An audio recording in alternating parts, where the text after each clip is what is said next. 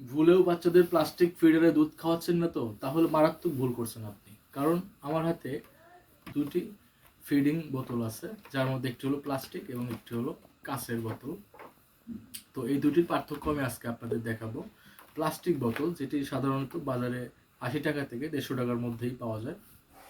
তো পিপি ফিডিং বোতল, তো আপনারা যেটি খেয়াল করবেন, এখানে দেখতে পাচ্ছেন এটির হলো হিট রেজিস্ট্যান্স হলো ডোম ক্যাপ যেটি আছে উপরে প্লাস্টিক কাভার, সেটি হলো 100 ডিগ্রি সেলসিয়াস তাপমাত্রায় এটি সর্বোচ্চ সহ্য করতে পারে।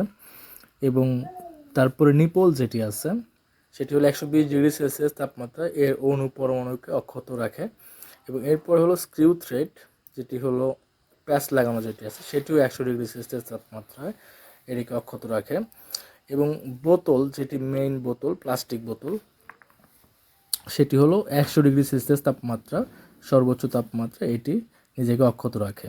এবং আপনি যখন এর বেশি তাপমাত্রার পানি এর মধ্যে ইনক্লুড করবেন, তখন এটি কিন্তু এর যে অনুপরমাণু যেগুলো আছে, এর যে পলিমার্স দিয়ে এগুলো তৈরি, পিপি যে প্লাস্টিকগুলো আছে, এগুলোর কিন্তু মাইক্রোপ্লাস্টিক আপনার গলা শুরু করবে, যেটি খালি চোখে দেখা যাবে না, বাট দুধের সাথে মিশে যাবে।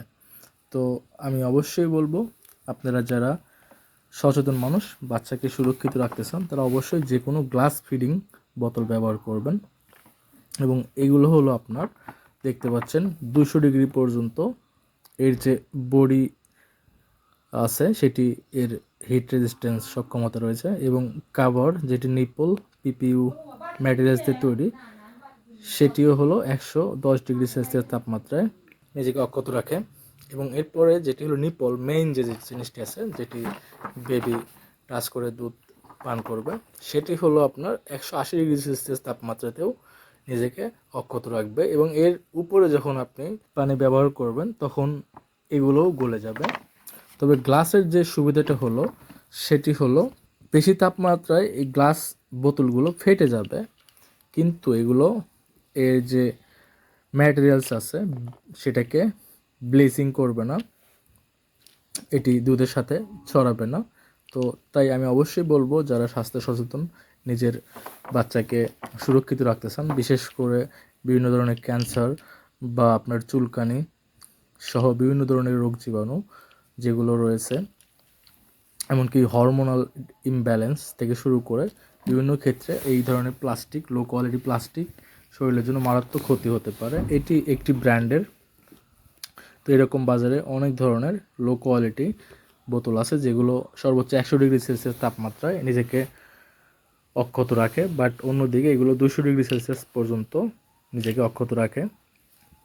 তো তাই আমি অবশ্যই আপনাদেরকে বলবো, যারা এই ধরনের বোতল ব্যবহার করতেছেন, তারা বাজার থেকে বিভিন্ন ধরনের বোতল কিনে নিতে পারেন। দেখেন, আমি অনেকগুলো কাঁচের ফিডার আমি কিনেছি, সেগুলো ভেঙে যায়, বাট এই যে এইটা আমি কিনেছি মিনিট্রি ব্র্যান্ডের, এটাতে আপনার এক্সট্রা কাভার দেওয়া আছে এবং হ্যান্ডেল আছে, যেটি খুবই সেফ এবং সিকিউর। এটি হাত থেকে কিংবা আপনার যে কোনো জায়গার থেকে পড়ে গেলেও কিন্তু ভাঙবে না। এবং মিনিট্রির এই গ্লাস ফিডারটি আপনি অনায়াসে খুলতে পারবেন, এবং খোলার পরে আপনি এটি এভাবে ব্যবহার করতে পারবেন উইথ রিক্স, আর রিক্স ফ্রি আপনি এটি লাগিয়ে নেবেন। এবং এটি সুন্দর একটি কাভার, যেটি আপনি অন্যান্য ফিডারেও কিন্তু এটি ভরে সিকিউরলি আপনার ফিডারটি ব্যবহার করতে পারবেন।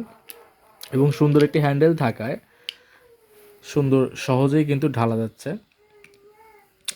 এবং এটি কিন্তু ক্যারিও করা যাবে। এছাড়াও আপনি এই যে হ্যান্ডেলটি আছে এটিও খুলতে পারবেন। প্রথমে আপনার নিপলটি খুলতে হবে, নিপলটি খোলার পর এটা বের করে নেবেন, বের করে এটা রেখে দিবেন, রেখে দিয়ে এটা পোর্টেবল ওয়েতে ব্যবহার করা যাবে, বাচ্চাকে দেওয়া যাবে। দুধ খাওয়ার সময় এটি খুলে দিলেই ভালো হবে, অন্যথায় আপনি এটি লাগিয়ে রাখতে পারেন। যখন আপনি ব্যবহার করবেন, এটি ব্যবহার করার সাথে সাথে কুসুম কুসুম গরম পানি দিয়ে ধুয়ে ফেলবেন। ধুয়ে ফেলার পর এটি ভিতরে ঢুকে যে কোনো একটা জায়গায় আপনি রেখে দিতে পারেন, তাহলে এটি কোথাও পড়ে গেলেও সহজে ভাঙবে না। তবে অবশ্যই আমি যে তথ্যগুলো দিলাম এগুলো আপনারা ভেরিফাই করে নেবেন বিশেষজ্ঞ কোনো শিশু ডাক্তারের মাধ্যমে, কারণ আমার ইনফরমেশনে কোনো ভুল থাকতে পারে। তো সেটি আপনারা যাচাই বাছাই করে নেবেন।